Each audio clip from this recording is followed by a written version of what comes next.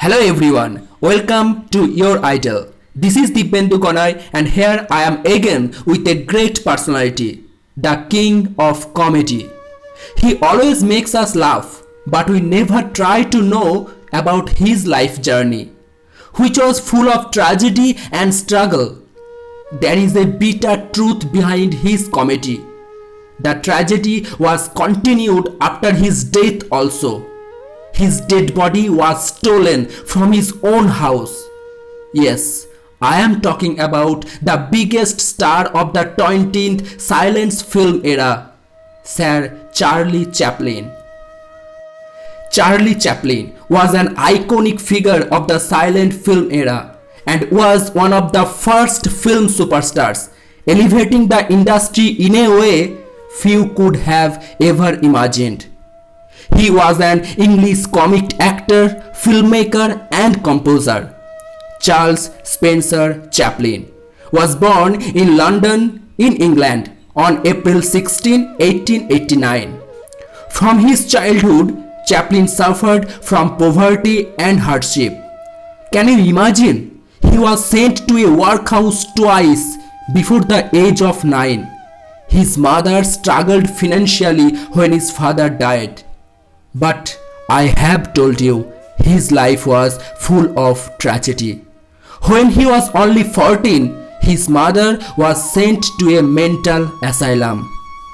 It is told that his first performance was The Tramp, but it is not true. Chaplin's first performance were at music halls as a stage actor and comedian at the age of 19. Chaplin made his acting debut as a page boy in a production of Sherlock Holmes.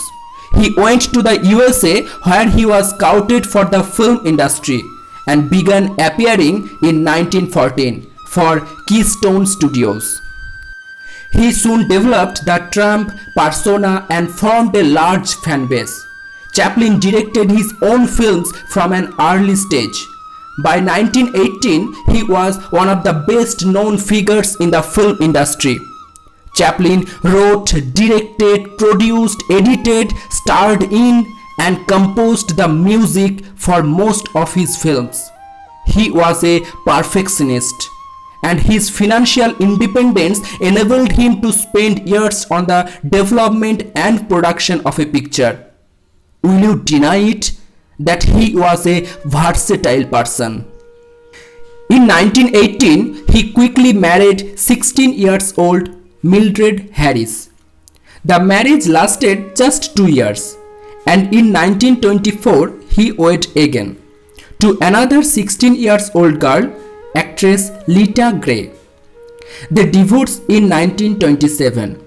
In 1936, Chaplin married again. They lasted until 1942.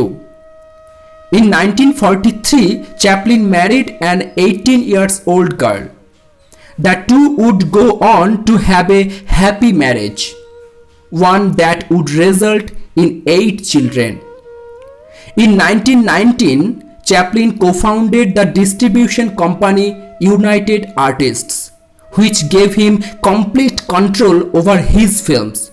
His first feature length was number 1, The Kid in 1921, number 2, A Woman of Paris in 1923, number 3, The Gold Rush in 1925, number 4, The Circus in 1928.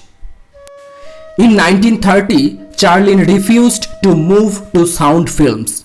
He produced instead number 1, City Lights in 1931. Number 2, Modern Times in 1936. Both without dialogue. Chaplin spoke louder in The Great Dictator in 1940, which pointedly ridiculed the governments of Hitler and Mussolini. I want to see the return of decency and kindness, Chaplin said around the time of the film's release. I am just a human being who wants to see this country a real democracy. I have told you, his life was full of tragedy from his childhood. Now again, tragedy begins here. The 1940s were a decade marked with controversy for Chaplin, and his popularity declined rapidly. He was accused of communist sympathies. Chaplin soon became a target of the right-wing conservatives. Representative John E. Rankin of Mississippi pushed for his deportation. In 1952, the Attorney General of the United States obliged when he announced that Chaplin, who was sailing to Britain on vacation, would not permit him to return to the United States unless he could prove moral worth. The incensed Chaplin said goodbye to the United States and took up residence on a small farm in Switzerland. Nearing the end of his life, Chaplin did make one last visit to the United States in 1972, when he was given an honorary Academy Award. The trip came just 5 years after Chaplin's final film, A Countess from Hong Kong, in 1967, the filmmaker's first and only color movie. In the early morning hours of December 25, 1977, Chaplin died at his home in Switzerland. His wife Ona and 7 of his children were at his bedside at the time of his passing. Chaplin's body was stolen from his grave near Lake Geneva in Switzerland by 2 men who demanded $4 lakh for its return.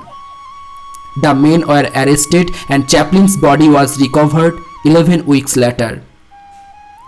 There are so many heroes whom we know by their profession or their identity, but we never try to know about their life journey, their struggles behind their success. Here I am with you. I will be here with you in the next video with another legend. Stay with us. Thank you. If you like my video, then please share with your friends and subscribe our channel. Thank you.